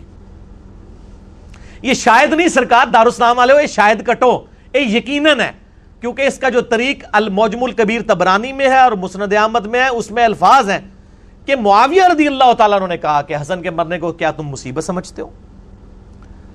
اس کے بعد پھر وہ لکھتے ہیں بنو امیہ اور اہل بیت کے خاندانوں میں سیاسی امور میں ان کے خاص رجحانات تھے. یہ تاریخ اسلام کا انتہائی پریشان کن دور تھا جو گزر گیا. وہ کہتے ہیں گزر گیا، مٹی پاؤ چھاڑ دو. اب ہم تمام صحابہ کرام کے لیے دعا گو ہیں، تو سر پھر آپ ان کے لیے بھی دعا گو ہوں جو 8 صحابہ کے اوپر لعنت کر رہے ہیں، کیونکہ یہ انہی کی اولاد ہے آل امیہ کی. ان کو پھر آپ کس منہ سے سمجھائیں گے؟ صرف ان کو میں سمجھا سکتا ہوں، انجینئر محمد علی مرزا، جو آل امیہ کے کاموں کو بھی غلط کہتا ہے اور آج رافضیوں کی لعنت کرنے کو بھی غلط کہتا ہے. آپ تو 2 نمبر لوگ ہیں، آپ کے تو دورے معیار ہیں، آپ کسی کو سمجھا سکتے ہیں. وہ کہتا ہے چھوڑ دو. اب ہم تمام صحابہ کرام کے لیے، تمام صحابہ کرام نہیں یار، 3-4 بندوں کا مسئلہ ہے. صحابہ کرام اتنے زیادہ نہیں ہیں. حضرت معاویہ رضی اللہ تعالیٰ عنہ، مغیرہ ابن شعبہ رضی اللہ تعالیٰ عنہ، عمر ابن عاص رضی اللہ تعالیٰ عنہ، اور بسر بن ابی ارطا رضی اللہ تعالیٰ عنہم اجمعین. ہم ان کے لیے دعائیں خیر کرتے ہیں لیکن ان کا جھوٹا دفاع بھی نہیں کرتے. ان کے لیے دعا گو ہوں اور کسی کے متعلق اپنے دل میں کوئی بغض نہ رکھیں. ایک مورخ کو جو ہے وہ کسی بھی جانب میلان ہو اس کا حق ہے، مگر خیال رہے کہ دوسری جانب بھی جلیل القدر صحابہ ہیں رضی اللہ عنہم و ارضاہم، اور دعا کریں ربنا اغفر لنا ولاخواننا الذین سبقونا بالایمان. اور ہم بھی یہ دعا کرتے ہیں، میرا تو کلپ ریکارڈڈ ہے سورۃ الحشر کی آیت نمبر 10. ہم دعا کرتے ہیں کاش جن کے لیے ہم دعائیں کر رہے ہیں انہوں نے بھی مولا علی کے لیے دعائیں کی ہوتی، ممبروں پر مولا علی پہ لعنت نہ کروائی ہوتی. اس کا مطلب ہے اللہ کے فضل سے ہمیں تو توفیق ہے، ان کو یہ توفیق نہ مل سکی. صحیح مسلم 6229 لعن اللہ ابو تراب نعوذ باللہ. آل مروان صحابہ کرام کو ممبروں میں بلا کے کہتے تھے ابو تراب پہ لعنت کرو، نعوذ باللہ. درندوں کی کھالیں اور ان کی گدیاں استعمال کرنا جائز نہیں ہے، اور ایسے ہی مردوں کے لیے سونا اور ریشم بھی مباح نہیں. حضرت معاویہ رضی اللہ تعالیٰ کے متعلق جو ذکر ہوا، ان کے گھر میں ریشم اور درندوں کی کھالیں اور سونا استعمال ہوتی تھی، تو شاید فرامین رسول کی وہ کوئی تعویل کرتے ہوں. دیکھو یہ وہی ہے جس طرح وہ تفسیر عثمانی میں لکھا ہے نا کہ قرآن میں آیا کہ بچے کی دودھ چھڑانے کی عمر 2 سال ہے، اور امام حنیفہ فرماتے ہیں 2.5 سال ہے. شاید امام حنیفہ کے پاس بھی کوئی دلیل ہو. یہ وہی ہے او پائی سارے ہی کو کچو، نہ میں وابی نہ میں بابی، میں ہوں مسلم علمی کتابی. آپ یہ دیکھ لیں بابی ہیں، یہ پریکٹیکلی یہ بھی بابی بنے ہوئے ہیں. دارالاسلام والے بجائے یہ لکھنے کے کہ انہوں نے غلط کام کیا، وہ کہتے ہیں انہوں نے تعویل کر لی ہوگی. دنیا میں ہر شخص اپنے جرم پہ پردہ ڈالنے کے لیے نا تعویل ہی کرتا ہے. ظاہر ہے جنہوں نے عمار ابن یاسر کے قتل کے اوپر تعویل کر لی کہ یہ علی ہے قاتل، نہ علی لے کے آتا تو نہ قتل ہوتا، ماریا خود. تو پھر مولا علی نے فرمایا کہ پھر حمزہ کا قاتل کیا نبی علیہ السلام تھے؟ نہ عہد میں لے کے جاتے نہ حمزہ قتل ہوتا. پھکی دی تھی، مولا علی بھی پھکیاں دیندے سن. الزامی جواب، اینٹی وینم، لاجیکل آنسر. بال یہ ٹاپک لادہ ہو جائے گا. تو یہ میں نے شرح بھی بیان کر دی اور شرح بھی بیان کر دی. باقی میں اب اس ٹاپک کو کتنا یعنی اور کھول کے بیان کروں. آپ ریسرچ پیپر 5B پڑھیں، سب کچھ آپ کو ملے گا. میرے 2 لیکچر ضرور سنیں. ایک لیکچر ہے جس میں میں نے اہل تشیع کا مقدمہ اہل سنت کی عدالت میں پیش کیا ہے، مسئلہ نمبر 101، صحیح مسئلہ خروج، خلافت و ملوکیت صحیح مسئلہ خروج اور فکر حسین حق پرستی کی علامت ہے. اہل سنت پاک.com پہ یوٹیوب پہ جا کے لکھیں 101 مسئلہ، کھل جائے گا. اس میں نے اہل تشیع کا مقدمہ اہل سنت کی عدالت میں پیش کیا، جس ایسی مسجد میں جہاں پہ آدھے شیعہ بیٹھے ہوئے تھے، آدھے سنی، اور سنی بھی تینوں بریلوی دیوبندی اہل حدیث. اور دوسرا لیکچر ہے مسئلہ نمبر 162A، خلافت راشدہ کے 30 سال شیعہ کی کتاب نہج البلاغہ سے مولا علی علیہ السلام کے 5 خطبات کی روشنی میں، جس میں نے اہل سنت کا مقدمہ اہل تشیع کی عدالت میں پیش کیا ہے. لاکھوں لوگ یہ ویڈیوز، اس کے کلپس دیکھ چکے ہیں. آج میں ڈیٹیل میں نہیں جاؤں گا. آپ 5B ضرور پڑھیں، اہل سنت پاک.com سے ڈاؤن لوڈ کریں. ہارڈ کاپی منگوانی ہے عثمان بھائی کو صبح 9 سے لے کر 9:45 بجے تک، اور شام کو عصر سے مغرب تک پاکستان ٹائم کے مطابق کال کریں. تمام ریسرچ پیپرز فری ڈاک میں آپ کے گھر بالکل مفت پہنچیں گے. ان کا نمبر، موبائل نمبر نوٹ کر لیں، +923215900162، اور پاکستان میں کریں گے تو 032159000162. ہارڈ کاپی بھی آپ کو یہ 200 احادیث کی انشاءاللہ مل جائے گی. تو یہ آج کا ٹاپک ہمارا اس حوالے سے الحمدللہ کنکلوڈ ہوا عوام الناس کے اعتبار سے. اب تھوڑی سی گفتگو رہ گئی ہے 10-12 منٹ کی علماء کے حوالے سے. وہ انشاءاللہ میں اس کو الگ کروں گا. اس سے پہلے آپ ایک دفعہ درود شریف پڑھ لیجئے. اللہم صلی علی محمد وعلی آل محمد کما صلیت علی ابراہیم وعلی آل ابراہیم انک حمید مجید. اللہم بارک علی محمد وعلی آل محمد کما بارکت علی ابراہیم وعلی آل ابراہیم انک حمید مجید. سنن ابی داؤد کی حدیث نمبر 4131 جو مسند امام احمد میں بھی موجود ہے، انٹرنیشنل نمبر کے مطابق 17,228 اور اردو PDF میں 17,321. المعجم الکبیر طبرانی میں بھی موجود ہے، حضرت حسن ابن علی کے چیپٹر میں 2628 نمبر، اور مقدام بن مادی کرب والے چیپٹر میں 636 نمبر. اس حدیث پہ بعض منکرین احادیث میں سے، اور یہ میں نے بہت پہلے کئی سال پہلے پریڈکشن کی تھی، 6 سال پہلے، کہ جو ناسبی ہوگا نا مولا علی سے بغض رکھنے والا، وہ منکرین حدیث ضرور ہوگا.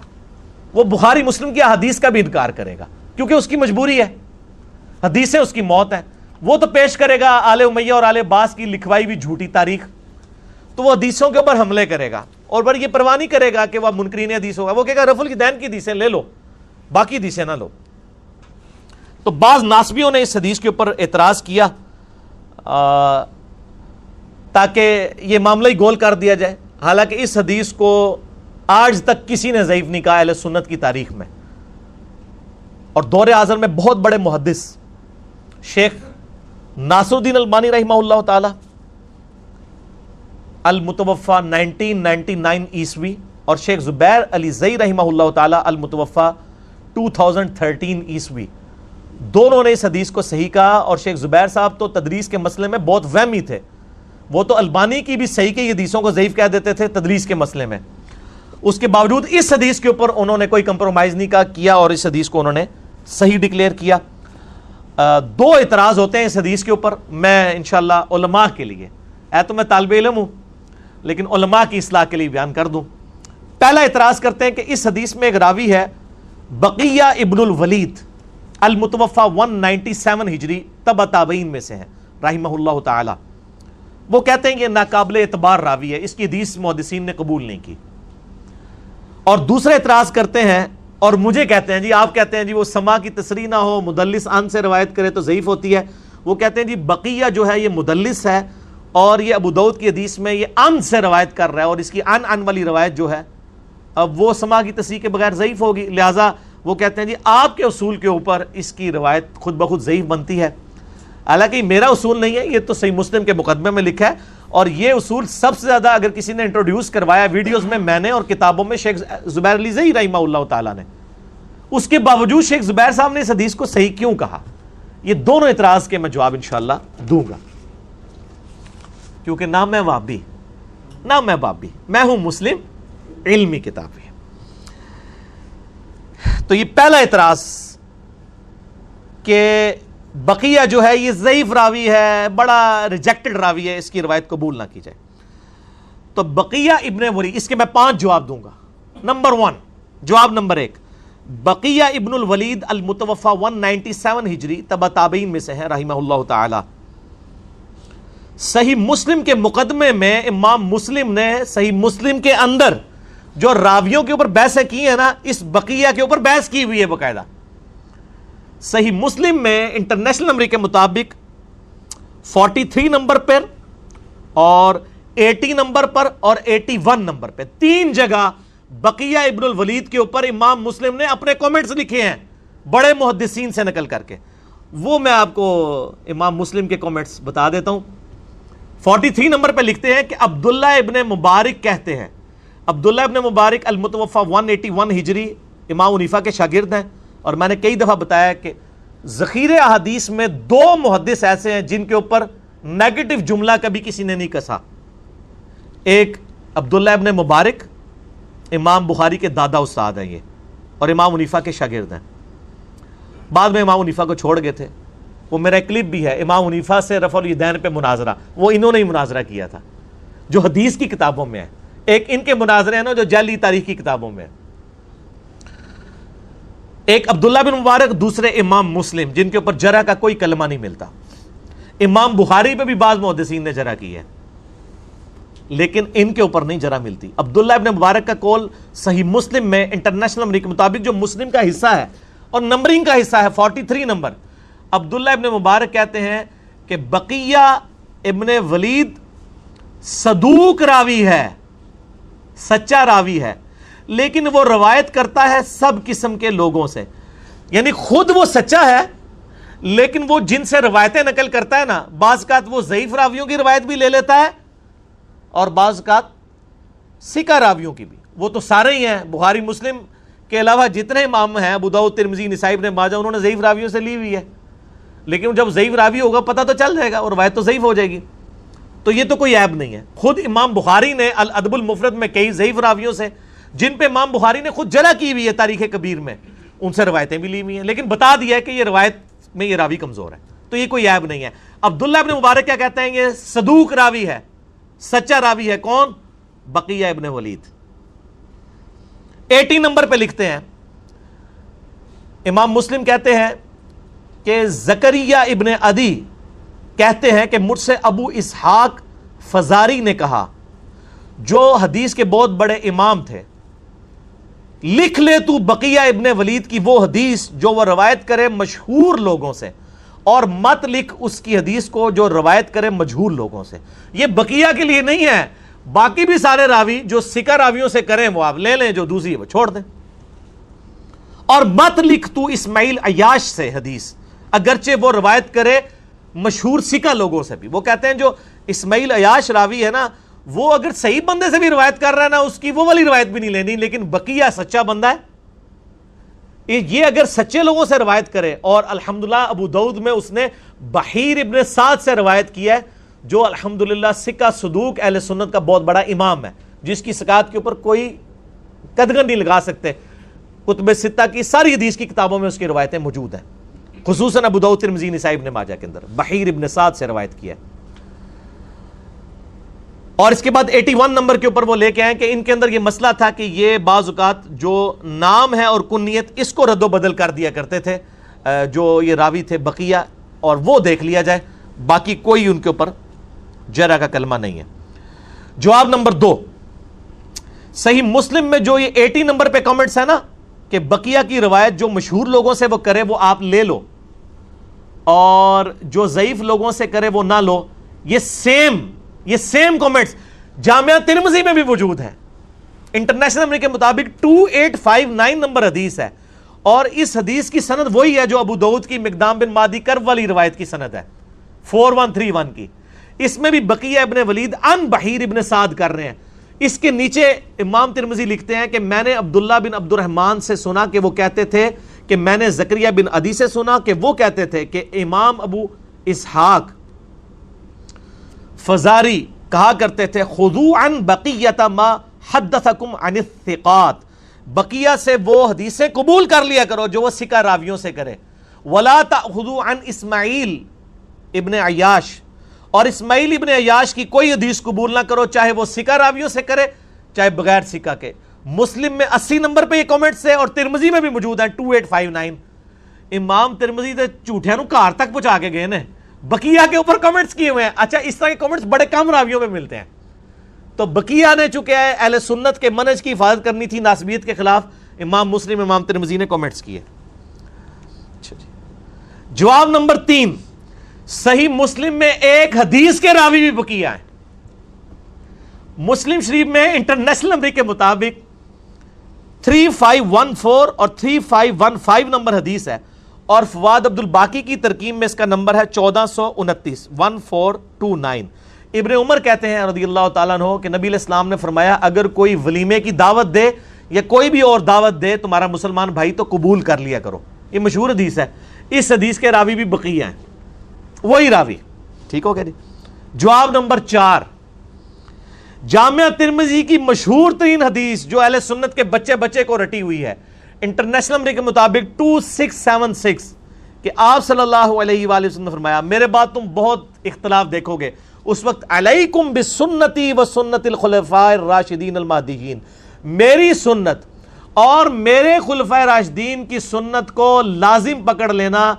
یہ جو حدیث ہے جامعہ ترمذی میں انٹرنیشنل نمبر کے مطابق 2676، اس حدیث کی سند وہی ہے جو ابو داؤد کی سند ہے، بقیہ ابن ولید نے روایت کیا ہے بحیر ابن سعد سے۔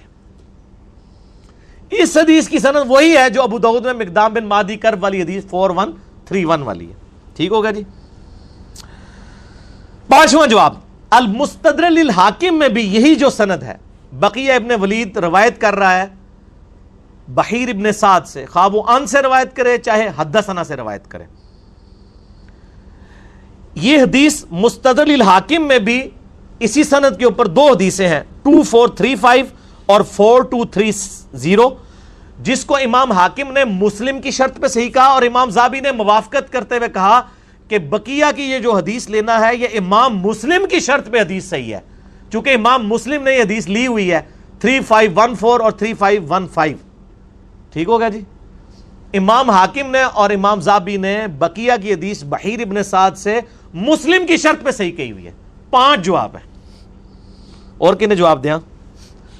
ابن حجر اسقلانی المتوفا 852 ہجری، انہوں نے بھی کہا یہ صدوق راوی ہے، البتہ مدلس تھا، مدلس تو ہم بھی مانتے ہیں، اور امام زابی بھی اس کو صدوق کہتے ہیں۔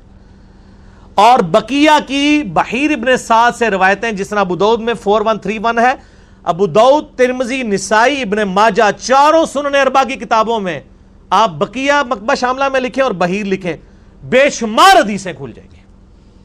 یہ صرف 4131 مقدام بن مادی کرب اور معاویہ بن ابی سفیان رضی اللہ تعالی عنہما والی روایت نہیں ہے، بلکہ اور روایتیں بھی موجود ہیں۔ اعتراض نمبر 2، وہ کہتے ہیں جی بقیہ ابن ولید مدلس ہے اور ان سے روایت کر رہا ہے، تو اس کے میں 3 جواب دوں گا، اسی پہ میری گفتگو کنکلوڈ ہوگی۔ جواب number 1، to kill the evil ان دا بڈ، برائی کو میں جڑ میں ختم کرتے ہوئے آپ کو یہ بتاؤں کہ یہ بقیہ ابن ولید نے بحیر ابن سعد سے سما کی تصریح کی ہوئی ہے مسند احمد والے طریق کے اندر، اس میں تو ان سے روایت کر رہے ہیں نا ابو داؤد میں۔ مسند احمد میں جو حدیث ہے 17228 عربی والی اور اردو پی ڈی ایف میں 17321، اس میں بقیہ نے بحیر ابن سعد سے حدیث سننے کی سماعت کی تصریح کی ہوئی ہے، ان سے روایت نہیں کیا ہوا، لہذا سماع کی تصریح مل گئی تو ابو داؤد والی روایت بھی صحیح ہوگی۔ ٹھیک ہو گیا جی. جواب نمبر 2, جو جامعہ ترمذی کی حدیث ہے 2676 علیکم بسنتی و سنت الخلفاء الراشدین المہدیین, اس میں بھی بقیہ ابن ولید ان سے ہی روایت کر رہا ہے بحیر ابن سعد کے ساتھ, اور امام ترمذی اس حدیث کو کہہ رہے ہیں ھذا حدیث حسن صحیح, حالانکہ سماع کی تصریح نہیں تھی. امام ترمذی نے اس کے باوجود ان والی روایت کو بھی علیکم بسنتی و سنت الخلفاء الراشدین المہدیین, ترمذی کی روایت کو امام ترمذی نے صحیح کہہ دیا سماع کی تصریح کے بغیر بھی. وہ میں آپ کو بتاتا ہوں کیوں کہا. لہذا اس کی سند اور 4131 ابو داؤد کی سند بالکل سیم ہے. جواب نمبر 3, یہ امام ترمذی نے بھی صحیح کہا, شیخ البانی نے بھی صحیح کہا, اور سب سے بڑھ کر شیخ زبیر لزئی صاحب جو ذرا سے تدریس کے مسئلے میں اتنی مضبوط روایتیں جو ترمذی میں بھی آئی ہیں جن کو امام ترمذی نے صحیح کہا ہے, شیخ زبیر صاحب ان کو ضعیف ڈکلیئر کر دیتے تھے کہ سماع کی تصریح نہیں ہے. اب کیا وجہ ہے کہ شیخ زبیر صاحب اس روایت کو سماع کی تصریح کے بغیر بھی صحیح کہہ رہے ہیں, اگرچہ میں نے ثابت کر دیا کہ مسند احمد میں موجود ہے. اس کی میں آپ کو ریزن بتاتا ہوں. 2012 کی بات ہے جب یہ روایت ہم نے پہلی دفعہ پبلک میں مارکیٹ میں ان کروائی نا, تو بڑا شور کھڑا ہوا شیخ زبیر صاحب کی وفات سے 1 سال پہلے. اب شیخ زبیر صاحب زندہ تھے, کسی نے جرت نہیں کی روایت پر ڈاکہ مارنے کی. ظاہر البانی بھی صحیح کہہ رہا ہے, زبیر لزئی صاحب بھی صحیح کہہ رہے ہیں. ان کو پتا تھا شیخ زبیر صاحب ہمیں لتر پھیریں گے, انہوں نے کہا شیخ زبیر صاحب کی زندگی میں تو ہم یہ کام نہیں کر سکتے, بعد میں کریں گے. لیکن نجی محفلوں میں ڈسکشن شروع کر دی. تو ہمارے ایک جیلم شہر کے بھائی ہیں ماشاءاللہ, سوشل میڈیا کے اوپر بڑا اچھا کام کر رہے ہیں, بلکہ ہمارے جو فرحان بھائی ہیں یہ بھی انہی کا تحفہ ہے. کاشف نیئر نے ہی انٹروڈیوس کرایا تھا ہمارے فرحان بھائی کو جو ہماری ویڈیوز اپلوڈ کرتے ہیں. تو وہ آج کل گلف سٹیٹس میں, تو کاشف نیئر نے مجھے فون کیا 2012 میں, مجھے یاد ہے. مجھے کہتا ہے کہ یہ جو مقدام بن مادی کرب والی حدیث آپ نے بیان کی ہے, اس میں تو بقیہ جو وہ ان سے روایت کر رہا ہے اور سماع کی تصریح نہیں ہے. تو میں نے شیخ زبیر صاحب کو فون کر کے کہا کہ اس کی سماع کی تصریح ہمیں دکھائیں, حالانکہ مسند احمد میں موجود ہے. میں نے بتا دیا. شیخ زبیر صاحب نے کہا یہ سماع کی تصریح کے بغیر بھی حدیث صحیح ہے. تو مجھے کاشف نیر کہتا ہے دیکھو یار شیخ زبیر صاحب کہہ رہے ہیں سماع کی تصریح کے بغیر بھی یہ روایت صحیح ہے. تو میں نے ان کو کہا مجھے سمجھائیں کیسے. تو وہ مجھے کہتے ہیں آپ پاکستان آئیں مجھے ملنے کے لیے, تو آپ کو میں سمجھا دیتا ہوں. ظاہر ہے وہ پوری سائنس ہے نا ایک حدیث کے علم کی. ہم تو وہ سائنس ویڈیو میں رکھ دیا, آپ کو پاکستان آنے کی ضرورت نہیں, آپ ویڈیو میں دیکھ لیں گے, یہ وہ سائنس آپ کو سمجھا دیتے ہیں. تو مجھے کاشف بھائی کہتے ہیں کہ جی دیکھیں علی بھائی انہوں نے مجھے یہ کہا. میں نے کہا ٹھیک کہا انہوں نے, تو آپ آ جائیں. تو یہ مجھے گفتگو یاد تھی, میں جب یہ لیکچر تیار کر رہا تھا نا, تو پھر میں نے فرحان بھائی سے کہا, میں نے کہا یار کاشف نیئر کو مجھے فون کرے.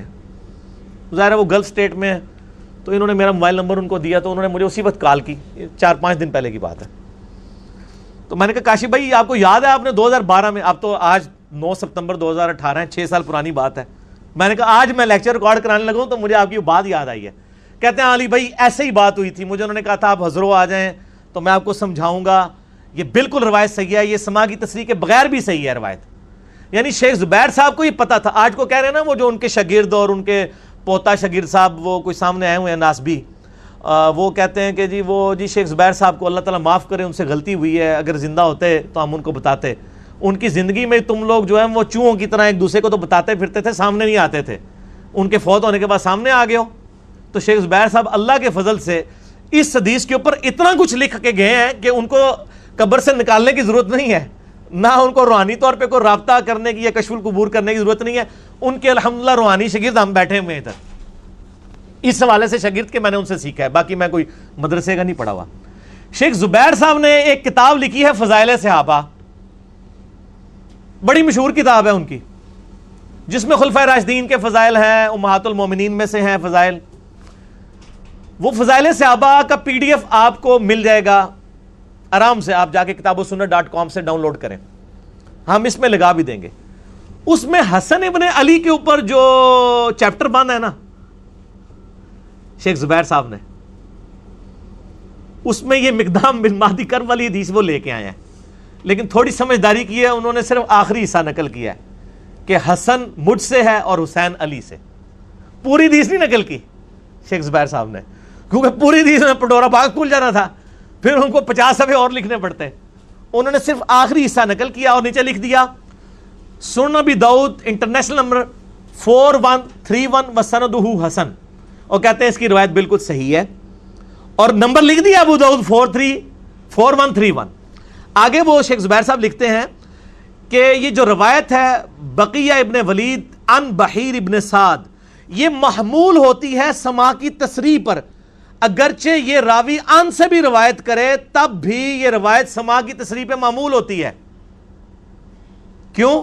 انہوں نے لکھا اس لیے کہ جو بقیہ تھا وہ بحیر کی کتاب سے روایت کرتا تھا, لہذا سماع کی تصریح کی ضرورت ہی نہیں ہے.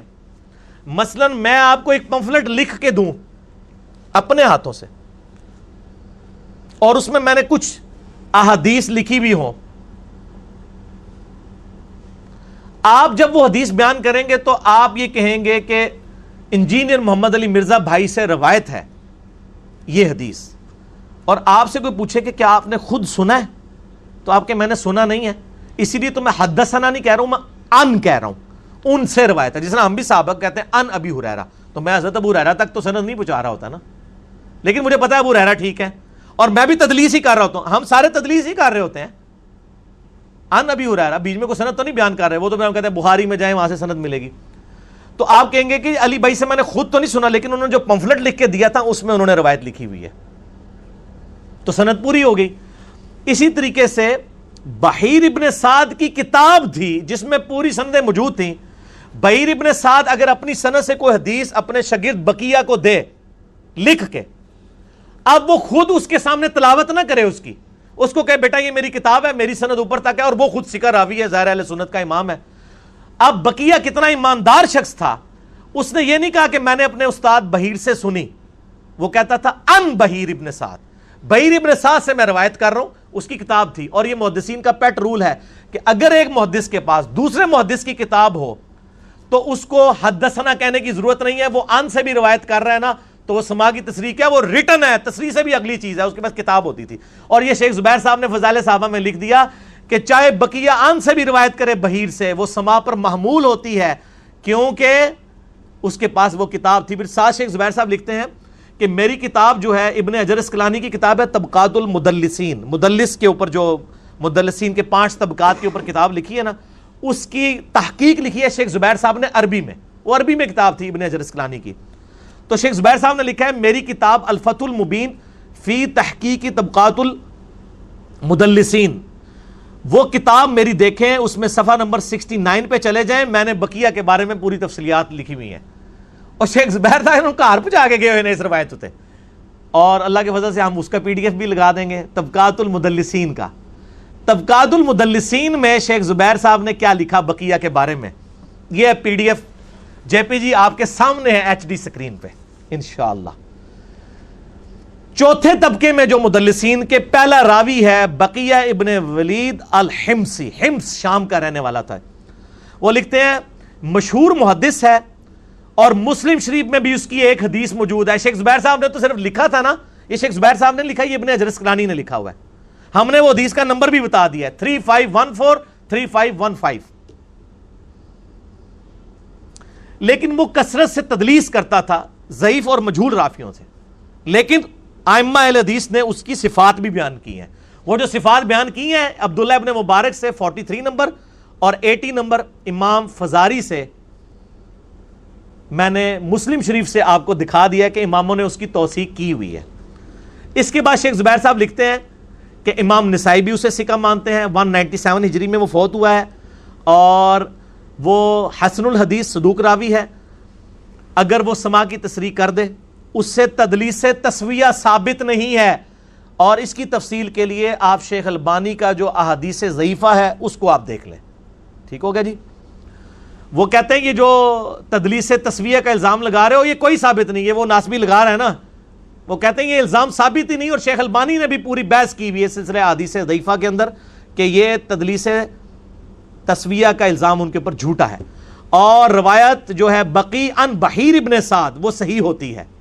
اس میں انہوں نے اسپیشل لکھ دیا ہے, اور کوئی بقیہ کے کسی استاد کا ذکر نہیں کیا. انہوں نے لکھا ہے کہ بقیہ کی روایت بحیر ابن سعد سے اگر ہو تو وہ سماع کی تصریح کے اوپر محمول ہوتی ہے. یہ سارے جے پی جیز انشاءاللہ اللہ کے فضل سے ہم لگا دیں گے تاکہ اس کے بعد کسی کو کوئی گنجائش نہ رہے. اللہ تعالیٰ کی کروڑوں رحمتیں ہوں شیخ زبیلی زئی رحمہ اللہ تعالیٰ پر. اگرچہ وہ دنیا میں موجود نہیں ہیں لیکن ان کے نام پہ جو دھوکے دے رہے ہیں امت کو, ان دھوکوں کا علاج وہ اپنے مرنے سے پہلے کر کے گئے ہیں. جو انہوں نے چھپائے ہوئے تھے انشاءاللہ یہ ایچ ڈی ریکارڈنگ میں آئیں گے.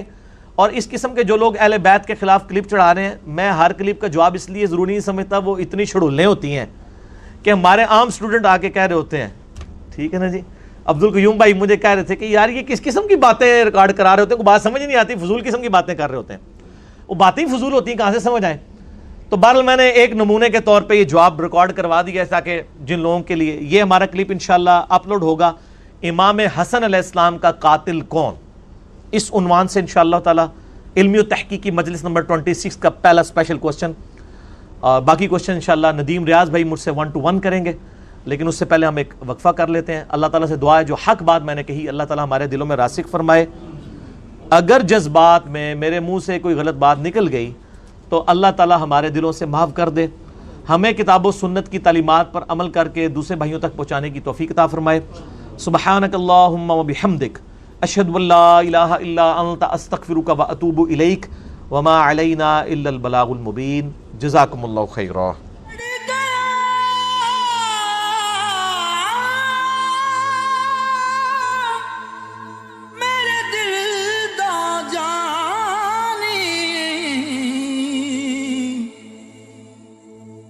میں ککھاں وانگر رل گئی, پھلاں نال نازک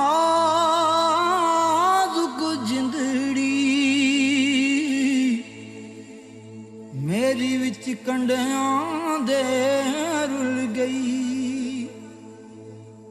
کم سجنا دے مار